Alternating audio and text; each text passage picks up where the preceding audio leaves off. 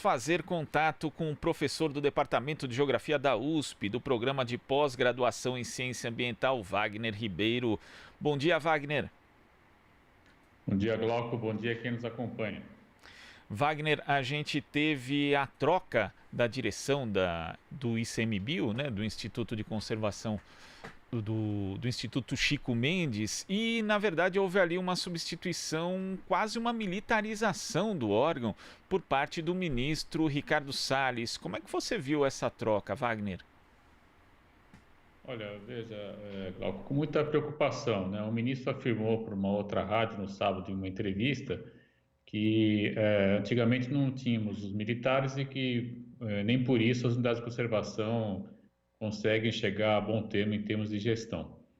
Essa frase é discutível, né? O que realmente impede uma boa gestão das unidades de conservação, nós sabemos desde muito tempo, são duas questões fundamentais. Primeiro, a questão fundiária, que não está resolvida.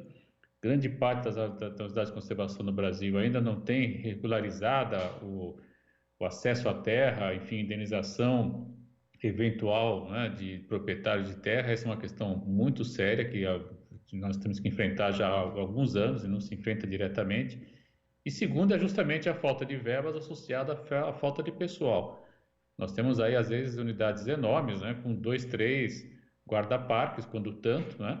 E mesmo hoje com os recursos tecnológicos, você tem aí drone, etc., tudo isso ficou bem mais fácil, mas ainda assim há uma carência de pessoal, uma carência de equipamentos, né? Ele mesmo criticou muito aluguel aí recentemente, né? No início da sua gestão, na verdade, de caminhonetes para fiscalização, enfim, quando na verdade esses instrumentos são fundamentais, são necessários para que você possa, a partir de um indicador de desmatamento ou de fogo, da presença de atividade irregular, ter a equipe prontamente em campo para ir lá atuar e fazer a manutenção, enfim, da biodiversidade, que é o foco central, a grande missão que o Instituto Chico Mendes tem, quando foi criado lá na gestão do Lula, então, lá em 2007. Então, na verdade, não é a militarização que vai levar a isso, né? Nós vamos conseguir melhorar o padrão de conservação da biodiversidade se nós suplantarmos essas barreiras que são estruturais, são históricas e que estão postas, inclusive, antes da própria criação do ICMBio. Eu preciso dizer isso.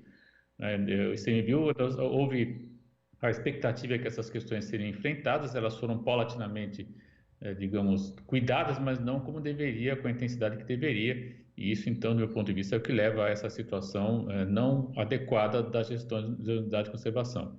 Por outro lado, quando a gente vê essa militarização, e a militarização sim, porque são todos que têm a formação militar e atuação profissional, nós podemos nos perguntar qual projeto que eles têm para a Amazônia. Se é o projeto do Meira Matos, né, de fechar a Amazônia para o que eles chamam de interesse externo das ONGs, né, de capital, mas do capital internacional eles não se opõem, é curioso, né, se opõem às ONGs, mas não ao capital internacional, ou se é do Livro Branco de Defesa, que foi acordado em 2012, onde claramente está escrito lá que os militares devem ajudar na conservação da biodiversidade do Brasil, reconhecendo o caráter estratégico e importante da bio e sociodiversidade que singulariza o Brasil como uma potência, né, nessa combinação desses dois atributos fundamentais para o século XXI.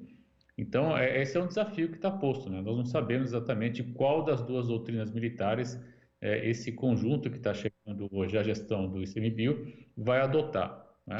Eu diria que essa é, de fato, a grande pergunta que fica no ar, a partir dessa mudança e muito importante, expressiva na dúvida, né, já que você vai ter aí. Agora, algumas coisas nós só podemos afirmar também, né? A gente que eu estudei os militares nos anos 90, para minha dissertação de mestrado, já tem mais de 20 anos, mas a gente sabe que eles têm algumas formas de atuar que são bastante preocupantes. Primeiro, são absolutamente hierárquicos, e segundo, né, eles têm uma dificuldade muito grande de transparência e veiculação de informação. E isso é histórico quando a gente vai analisar as questões militares no Brasil, sempre foi dessa forma, não há por que imaginar que será diferente, né? Então isso já traz muita preocupação, porque talvez nós tenhamos mais dificuldades para acessar a informação do ICMBio. Só para dar uma informação sobre isso, né, a gente que acompanha com regularidade o ICMBio, tem que estar no site com alguma frequência, já houve lá mudanças de monitoramento, a gente percebe que eles avisam lá que estão nos observando, etc. Enfim, e daqui a pouco vai chegar o momento que vão pedir um cadastro para você acessar a informação do ICMBio, o que mostra, do meu ponto de vista, um aparelhamento, sim, um controle, né, já que estamos falando de um recurso fundamental e que singulariza, eu insisto sempre isso, o Brasil tem uma posição estratégica porque tem biodiversidade associada à sociodiversidade. Se isso não for encarado como valor estratégico pelos militares que estão lá, de fato é um entreguismo, isso é muito preocupante. Agora, Wagner, essa mudança de orientação, ela também ainda tem uma outra questão, que no ano passado, tanto o ICMBio quanto o IBAMA tiveram aí verbas bloqueadas, tanto que em meados de setembro nem se sabia se iam ter recursos para encerrar o ano fazendo as suas atividades cotidianas, quanto mais uma possibilidade de ampliação da fiscalização. Então, essa conjunção aí de mudança de orientação com uma escassez de recursos é muito perigosa aí para a região amazônica em especial. Não há dúvida, Glauco, não há dúvida. Inclusive, essa semana o The Intercept acabou de veicular também que durante a gestão aí do Ricardo Salles houve uma diminuição, né, da apreensão e destruição de equipamentos que promove a destruição da floresta amazônica, especialmente. E nós já assistimos ao resultado desse caos que você apresenta em termos financeiros e econômicos, né? No momento do desmatamento do último ano, que foi extraordinário, bateu todos os recordes e, infelizmente, já estamos na trilha de aumentar ainda mais o desmatamento, ou seja, provavelmente quebraremos um recorde ainda esse ano é, do desmatamento, com um agravante também muito preocupante, né? A professora Maria Madalena, numa entrevista para uma outra mídia, também estava dizendo que já se assiste hoje, né, na Amazônia, especialmente nas unidades de conservação e também, especialmente nas unidades de uso extrativo, né, nas reservas extrativistas, o aumento da pressão pelo desmatamento, porque por conta da desativação da atividade econômica, grande parte daqueles que compravam castanha, açaí, entre outros produtos naturais, eles não estão fazendo a aquisição desses produtos, o que está fazendo com que as famílias, para sobreviver, acabem tendo que buscar na mata a sua alternativa de subsistência. E, então é mais um fator, né, mais um vetor que vai levar aí a agudizar, digamos assim, um cenário de desmatamento. Isso é muito preocupante, isso já está ocorrendo. Então é preciso também ter uma política rápida e quem deveria fazer essa política? Claramente o ICMBio, porque é quem faz a gestão das unidades de conservação, inclusive as reservas de extrativista. Será que esse novo corpo dirigente está atento a essas questões? São perguntas que ficam no ar, a gente espera que sim, mas considerando toda a trajetória do ministro, eu acredito que esse sim é pouco otimista. Pois é, Wagner. E agora a gente abre para a participação de Marilu Cabanhas. Oi, Marilu. Oi, Glauco, oi, Wagner. Bom falar com você, Wagner. Bom, a Ah, gente Marilu. queria saber. Prazer. E eu queria que você falasse sobre essa decisão, né, do antiministro Ricardo Salles, né, porque realmente ele não protege nada ao meio ambiente, como ele está atendendo o pedido dos ruralistas, né, Wagner, os ruralistas logo no início, né, do governo já pediram a extinção aí do IBAMA, ICMBio, FUNAI. E aí a gente vai saber que daqui para frente vai se acirrar ainda mais os conflitos contra as populações indígenas, povos tradicionais, sem terra. Realmente é preocupante, né, Wagner? Não há dúvida, Marilu, as comunidades que vivem no interior das áreas de conservação e mesmo as terras indígenas, elas são diretamente afetadas, né? Porque, como eu dizia há pouco, se você não tiver um tipo de amparo mínimo, né, que você possa garantir as condições de reprodução da vida dessas comunidades, você leva, assim, à desagregação, à desarticulação. Agora, em maio, vai fazer um ano que nós tivemos a oportunidade de percorrer 16 comunidades lá no Baixo Rio Branco, em Roraima. Certamente o quadro que nós já vimos lá, que não era bom, está ainda mais debilitado, né? Nós sabemos, até por relatos de outros colegas que continuam a pesquisa, que de fato, né, está havendo uma desagregação das comunidades, porque eles estão ficando sem recursos, né?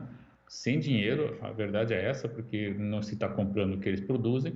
E nessa direção, o que resta a eles? Né? A migração, a ida às cidades médias e grandes do entorno, levando aí um problema de êxodo rural, esvaziamento do campo e pressão nas áreas urbanas, com pauperização, que é o que acaba ocorrendo, infelizmente. E aí, nesse cenário de Covid, ainda é mais preocupante, porque pode se tornar também um vetor de expansão da doença, inclusive com retorno às comunidades. Infelizmente, a gente já está assistindo também isso com comunidades indígenas, né, com povos indígenas. Isso traz também mais um vetor de preocupação. Agora, em que medida tudo isso essas questões vão ser pensadas e de alguma maneira administradas por esse conjunto que está sendo levado à direção.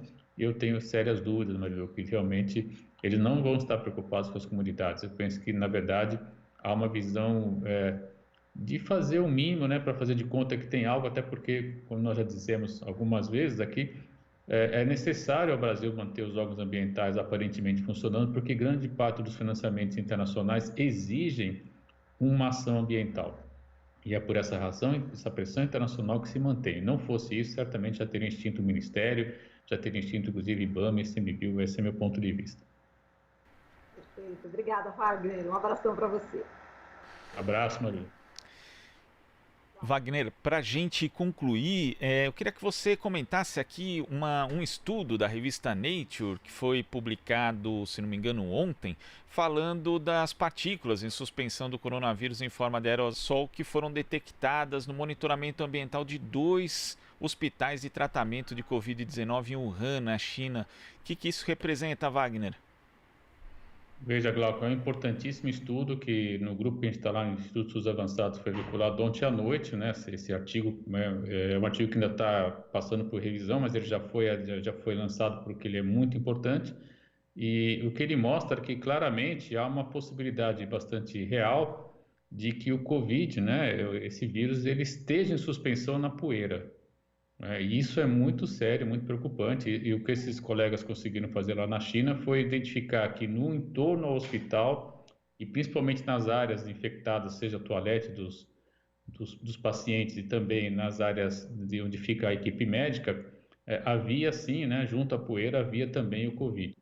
A pergunta que está posta agora, que seria um desdobramento dessa pesquisa, é: será que esse vírus que está na poeira, ele pode transmitir ou não a doença? Essa é a pergunta que está posta, né? E para isso precisa mais investigação. Mas, de qualquer modo, nós podemos associar isso, por exemplo, com uma situação de risco para quem está, por exemplo, fazendo ações fundamentais como varrição de ruas, né, nas metrópoles.